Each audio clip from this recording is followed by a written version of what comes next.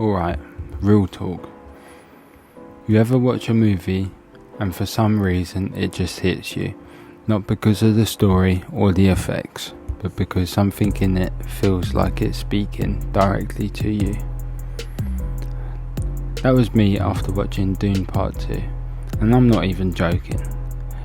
It didn't just feel like a film, it felt spiritual, like there was a message in it that God wanted me to catch. And later that night I had this moment, like a vision, and it's been stuck in my head ever since. So I just finished the film, I was taking it in, I was appreciating what I just watched, and then suddenly I just saw this image. It was me, but in the distance, blurry, and I was wearing black. I looked different though, not just physically, but energy wise, more grounded, more certain, more powerful, but calm, like I'd gone through something that refined me. And it said one word: winter. That's it, just winter.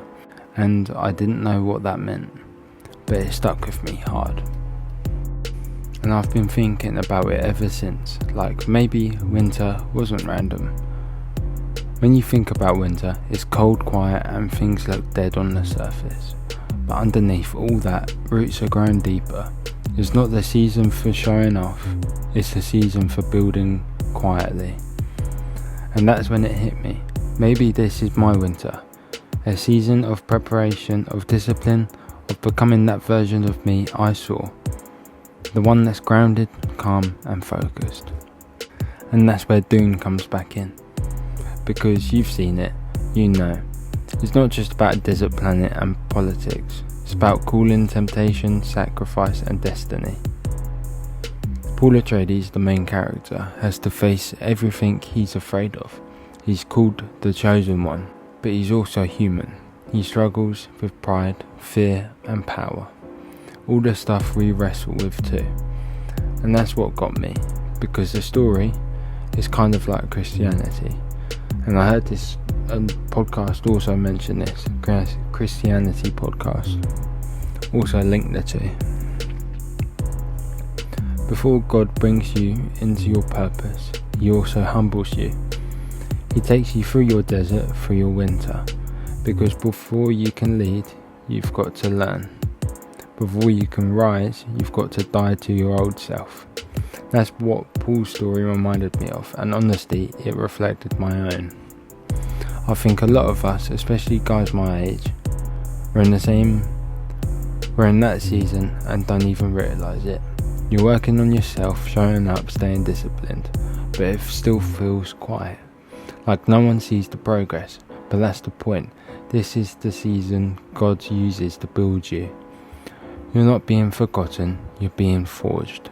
That vision, it wasn't a warning, it was a reminder that I'm in the phase where I'm supposed to grow quietly, not rush. The version of me I saw, that's the result of trusting the process. So if you're listening to this and you feel like you're on your own winter, like things are slow or silent or just uncertain, don't give up.